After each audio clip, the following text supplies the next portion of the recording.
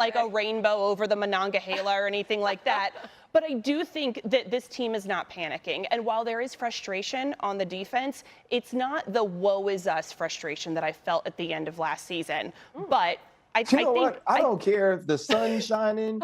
I don't care if the radio loud. You know what I used to hear that was loud in Pittsburgh? When the pads popped from the defensive line, when the linebackers inverted the line of scrimmage and played on the offensive side of the ball. When every time I watched a running back play the Pittsburgh Steelers, that if it was Breece Hall, if it was Kenneth Walker III, they didn't look like Fred Taylor, LaDainian Tomlinson, and Adrian Peterson. The first week of the season, you had me thinking that freaking Justin Fields and Breece Hall were going to be Lamar Jackson and Derrick Henry. And then Kenneth Walker, who can't gain an inch in week 1 against San Francisco, absolutely goes off and calls game when I felt like they were just trying to run some clock. It's not about Aaron Rodgers, and I know we want to focus on that. It's about everybody else playing better around him on the defensive side of the ball, in the protection, running the right routes, being in the right place, creating a run game. The Pittsburgh Steelers need wholesale changes right now. And I'm not talking about roster. I'm talking about attitude and execution if they expect to beat this team this week, because Ramondre Stevenson and Travion Henderson are coming, and Drake May is on the ascend. Yeah, very fair point. That defense has been underperforming, certainly to what we expected and what the standard is in Pittsburgh. And let's talk about Drake May, who had his career-high passer rating in Week 2. Dana, what do you expect? Yeah, I think in Week 2, he showed remnants of a young Josh Allen, remnants of a young Ben Roethlisberger. I think some of the things that I liked out of that performance in conjunction with Josh McDaniels was, one, he allowed the young man's athleticism to be at the forefront of the game, and throws on the run were a big deal. I think empowering him at the line of scrimmage allowed him to get into some better plays that led to really good decision-making by Drake May, and it allowed him to become a playmaker, a weapon for this football team.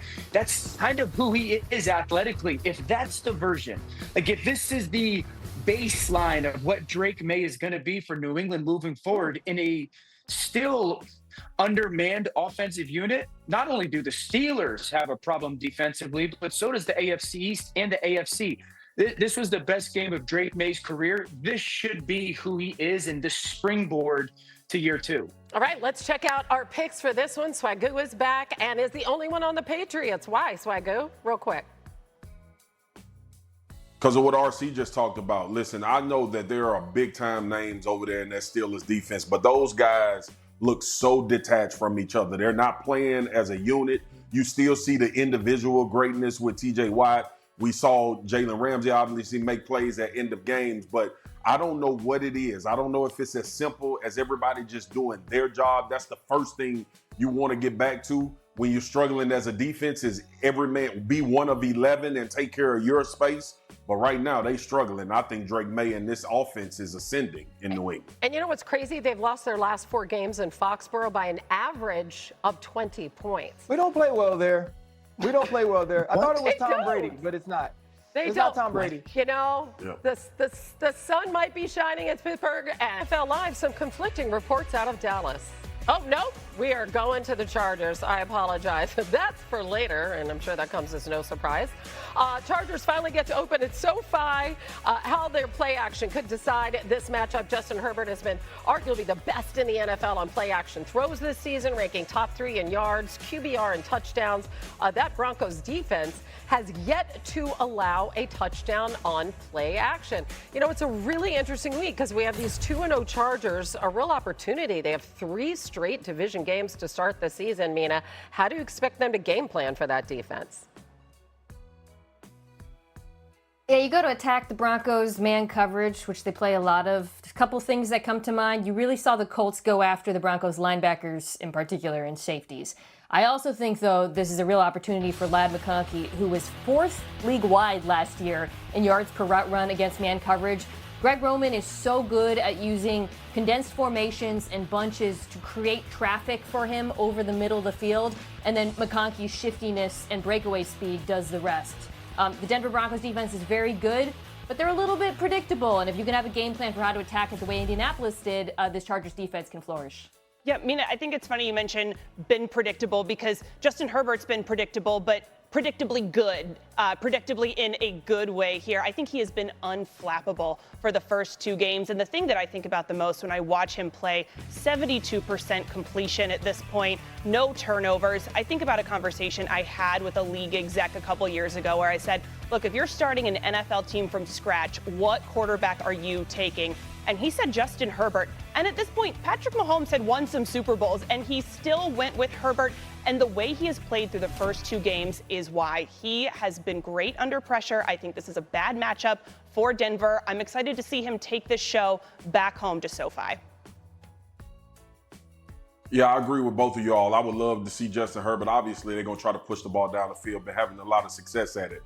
But I did watch Jonathan Taylor go for 165 against Denver as well. So I'm sure Mario Hampton and this offensive line is licking their chops when an opportunity against this defense. And the gap integrity and the communication between the front and the linebackers are a problem right now for the Denver Broncos. They need to make sure that they're cleaning up areas for each other. But these perimeter runs that you see here from the Los Angeles Chargers are the ones that they're devastating people with, while also being able to run the ball in between the tackle. And me and RC played this game for a long time. We played defense. We played on some really good defenses in our time when we was in the league.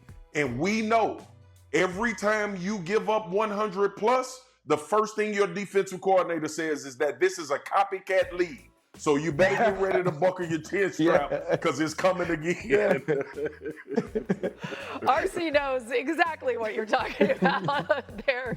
RC, let's go to the other side because Bo Nix has 4 turnovers this season. What are you looking for when they match up against that talented Chargers defense?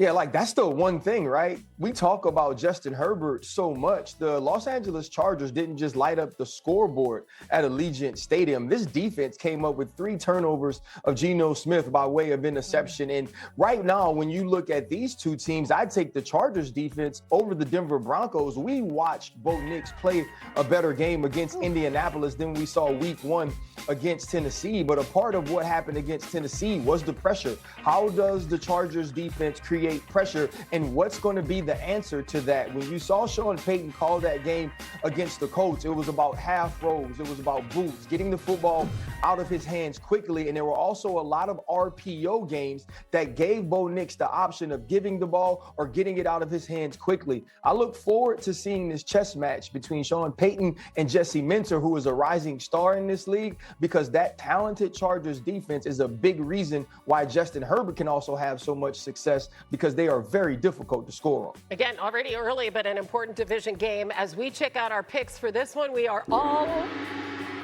I know, there it is. I know. Wow. It's the dreaded gong. I know, Mina. It's awful. But you know what? It's not that bad. We are actually 5-3 so far this season when we all pick Hannah, the same it can't side. be awful and not that bad. No, it can't be both. Wait, I'm not the one who changed my pick in midstream, okay, early in the show, RC. So it can't be semi-awful and not that bad. Should I do it, y'all? The glass is half full and half empty. Let's go. All right, let's move on. It won't matter now. The screenshots. You're right. The screenshots there, Mina, and you know the Chargers love that. New on NFL Live, some conflicting reports out of Dallas. Cowboys reporter Todd Archer posted that Jerry Jones said he expects Jadeveon Clowney to play Sunday against Chicago, but they didn't have an idea of how much their newly acquired defensive end would play. And then Archer posted that Cowboys head coach Brian Schottenheimer said it's still up in the air as to whether Clowney will play against Chicago. So speaking of, equivocating, I don't know. We may or we may not have Jadeveon Clowney this weekend. Who knows? Right? It's the Cowboys. One thing we do know for sure is that the Cowboys defense will play a lot of zone coverage against the Bears on Sunday. Dallas leads the NFL in zone. Caleb Williams has seen a ton of it. 45 of his 65 passes this season have been against the zone. He has only completed just over half of them. And Dan, this is his 3rd game in Ben Johnson's system. What are you watching for in this matchup? So can he play faster in Ben Johnson's system? So everyone continues to talk that Caleb needs to play faster. I think the context of that matters. Jared Goff in the 3 seasons under Ben in Detroit, on average, over the course of those 3 years, it took about 2.8 seconds for him to throw the football, okay? Right now, Caleb's at about 3.1. So we're talking 0.3 of a second different. That's a significant difference in the NFL. That's the difference between a completion, incompletion, completion, batted ball, interception, a sack fumble, or getting the ball out. What I also need everyone to understand is this, like this offense asks their quarterback to hold it a little bit longer than others. We can't expect Caleb to get the ball out in 2.3, 2.4 seconds on average. That's the Patrick offense. That's the Joe Burrow offense, the Tua offense. So in the context of this offense, something that everybody can look at for improvement, not only this week, but moving forward is Caleb playing in this offense faster or close to as fast when it comes to getting rid of the football as Jared Goff did. If that's starting to trend in a good direction, that shows improvement for me. But I think the context of this offense and the play action element of it and asking the quarterback to hold it longer than others, that has to be a part of the conversation. Dan, I wanted to obviously talk about this game, but I got a question for you because I think it's super interesting what you brought up with Caleb. Okay, do you feel like he's taking those chances and opportunities that I've heard you talk about so much the really good quarterbacks take, or is that why it may be 3.1 seconds? He takes them outside of the pocket. He doesn't take them inside of the pocket because I think that inside of the pocket, he's not as confident. And I think he's trying to play in structure. I think he's trying to play in the rhythm. And so it's the process, Marcus, of like trying to do the right thing. And I would tell you sometimes I want Caleb to treat the check down like the outlet. Like it's the only thing left. And sometimes he gets the ball to the check down the back because they're open. I want you to exhaust your progression, exhaust it.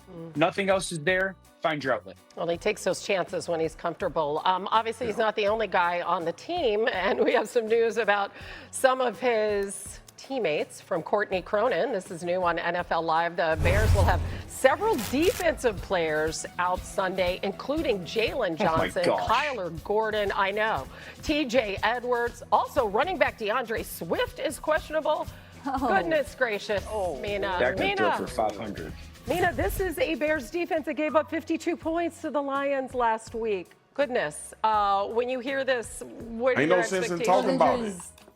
What? Ain't no sense in talking about it. Mina, what you had for dinner today? What you had for dinner today, Mina? I mean, what you gonna eat for dinner today? Sorry, Lenny actually disconnected my cord. I'm back. Okay. It's a rhetorical question. Really what happened, he jumped in. It's but, give us something anyway, Mina. No, I mean, the Bears' pass defense has been awful, and those injuries are a big part of why they've been awful. Their run defense has also been really bad. So I was looking up the Cowboys' defense over the middle of the field because I was thinking about the offense and how they could attack, and I saw a number that took my breath away. On passes over the middle of the field, the Bears' defense are allowing a passer rating of 158.3. Y'all know that's perfect, right? Yeah. How is that even possible? I know they played the Lions and the Packers. There are two teams that are very good at attacking there, or pardon me, the Vikings. But extraordinary. And Cowboys got to